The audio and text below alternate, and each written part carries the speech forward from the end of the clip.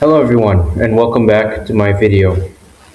Today's episode we will be going through my second project of pre-intermediate grammar. Allow me to introduce myself. My name is Abyan Banu Hermawan and I am a student from Binasana Informatika of English Literature.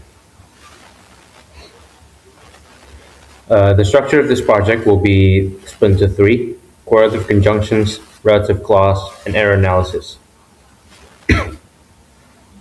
Part 1. Correlative conjunction. Correlative conjunction are paired words that connect grammatically equal elements in a sentence: nouns, verbs, phrases, clauses. They always work together to show relationships between ideas.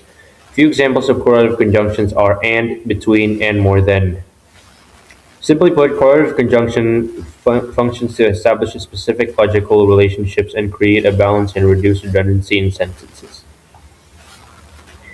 The structure and function of correlative conjunction. The first one is parallel structure. The most important role in correlative conjunction is maintaining parallel structure. The grammatical unit that follows the first conjunction must match the unit that follows the second conjunction. Examples are nouns: she packed both her laptop and her notebooks. Adjectives: the presentation was not only informative but also engaging. Verbs: he will either order or he will either cook or will order takeout. Prepositional: the letter came neither from the manager or the assistant, nor the assistant. The second is subject-verb agreement. When correlative conjunctions connect two subjects, the verb must agree with the subject closest to it. Examples are closest singular: neither the manager or the employee is available. Closest is plural: neither the employee nor the managers are available. For exceptions like both and, both the teacher and the students are arriving. Examples of correlative conjunctions, there are four of them that I will be talking about. The first one is using the pair both and. This emphasizes that two related subjects, objects, or actions are true of occurring simultaneously. It expresses inclusivity and balance. Both the marketing team and the sales department exceeded their quarterly goals. It links two plural nouns because it connects two subjects using and. The verb that follows must be plural. For example, exceeded. We must ensure the words immediately following both halves of the conjunction are part of the same speech, as writers use this to give equal weight to positive joints.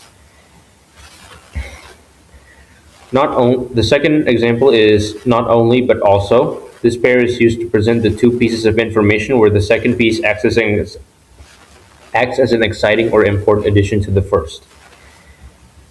For example, she not only mastered the programming language but also built a fully functioning app from scratch. Grammar and structure. This pair is notoriously tricky with parallelism. It is vital that the words following not only but also match. Not only and but also match. In this sentences, both the verbs and the verb phrases, it shifts the sentence from a simple list of facts to a more progressive and dramatic narrative of exceptional ability. Third one is either or. Either and or. This pair presents a choice between two mutually exclusive alternatives or possibilities. For example, you can either renew your software license or purchase the updated premium version. Unlike the previous one, either and or dictates that the verb must match with the noun closest to it. It is heavily utilized in instructional writing, decision making, or in scenarios where options are heavily limited. The final one, the fourth, is neither nor. This pair is negative counterpart to the previous one as it indicates that two or more things are absolutely not the case. For example, neither the heavy rain nor the freezing winds could delay the launch of Edge. The negative is baked into the words themselves. Therefore, we must never use another negative in the word in the same clause. The verb must agree with the noun closest to nor. This type highlights the two or more obstacles that has been overcome by addressing two rejections. Here are the two examples of correlative conjunction from mass media. The first one is a quote from my favorite movie: "You either die a hero or live long enough to see yourself become the villain." This quote is said by Harvey Dent from from the same movie. And then the second one is "I fear neither death nor pain," which is said by Eowyn from The Lord of the Rings. Part 2, relative clauses. Relative clause is a dependent clause that describes, identifies, or gives more information about a noun. It always starts with a relative pronoun like who, whom, whose, or a relative adverb like why, when, where. Because they function like adjectives, they are also referred to as adjective clauses. They are split into two main categories: defining relative clauses and non-defining relative clauses. There are types. There are there are two types of relative clauses. So there's the first one, defining relative. Defining relative provides essential information that identifies exactly which person, place, or thing that was addressed. Removing the clause alters the core meaning or leaves the noun ambiguous. Punctuation. No commas are to separate the clause from the rest of the sentence. Relative pronouns. The word that can replace who or which. Omission. The pronoun can be omitted if it acts as a subject object of the clause. For example, the tourists who visited the museum enjoyed the exhibit. The clause identifies the exact group of tourists being discussed. Without it, the sentence states that all tourists enjoyed the exhibit, changing the core meaning. Second one is non-defining relative. Non-defining relative clauses offer extra, non-essential details about a noun that is already fully identified. Removing the clause leaves the main preposition grammatically complete and clear. The punctuation is that commas must unclose the clause. Relative pronouns, the word that cannot be used, only who or which, whose, whom are acceptable. Omission, the relative pronoun can never be omitted. For example, the Eiffel Tower, which was completed in 1889, stands in Paris. The noun is already specific. The construction date is an additional fact, not required to identify the landmark. So, finally, we get four examples of analysis in relative clause, two of defining and non-defining. The first one is non-defining relative defining relative clause. The scientist who discovered the element won a Nobel Prize. This is a defining relative clause. It restricts the identity of the scientist to the specific one who made this discovery. Second is the software that the company developed solved the security flaw. This is a not defining relative clause. It specifies exactly which software is being discussed because that functions as the grammatical object of the clause. The third is the Amazon River, which flows through South America, is the widest river in the world. This is a non-defining relative clause. The noun the Amazon River is a proper noun is already fully identified. The geographic location is non-essential extra information. Dr. Green, whose research was funded by the university, published the results. This is a non-defining relative clause providing background details about Dr. Green's funding source. The relative pronoun whose functions as a possessive determiner within the relative clause. Two examples of relative clause from media. First one, the scientist. The first one, these two are from Discovery magazines. The two quotes here are the ones that are most common. Both are defining relative. The scientist who discovered the element won a Nobel Prize. This is a defining relative clause. It restricts the identity of the scientist to the specific one who made the discovery. The software that the company developed solved the security flaw. This is a defining relative clause. It specifies exactly which software is being discussed because that functions as grammatical object of the clause.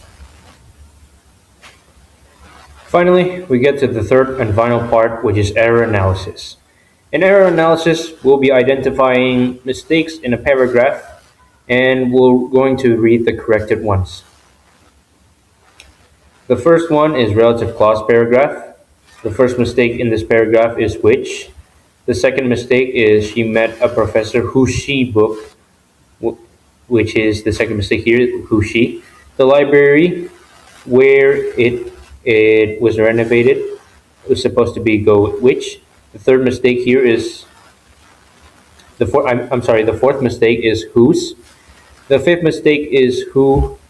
The sixth mistake is she, which you can remove. The seventh mistake is which. The eighth mistake is whom. And the ninth mistake is that, which you can remove. And the 10th and final mistake is it, which you can also remove. Here's the corrected version. The student who won the competition is my friend. She met a professor whose book was published last year.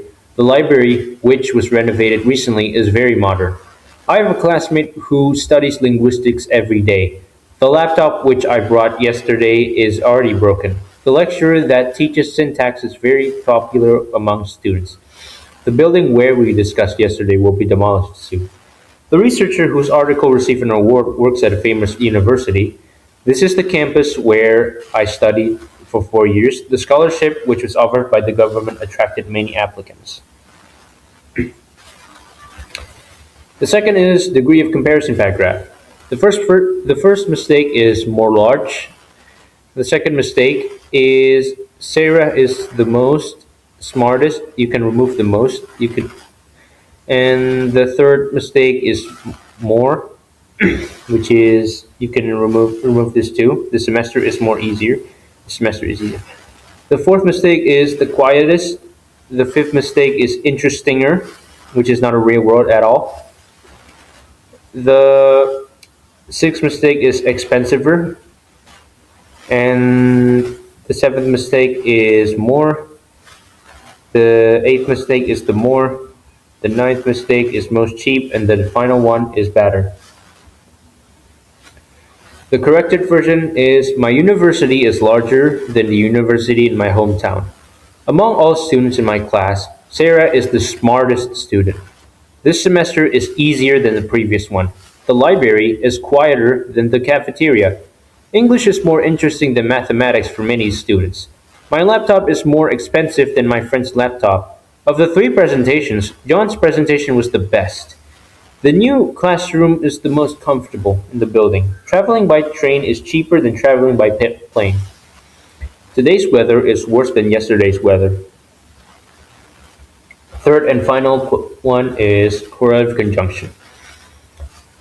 The first mistake is or, the second mistake is and, the third mistake is or, the fourth mistake is was, the fifth mistake is and, the sixth mistake is to, the seventh mistake is analyze, the eighth mistake is and, the ninth mistake is then, and the 10th is actually a very lengthy one, rather than the professor then also.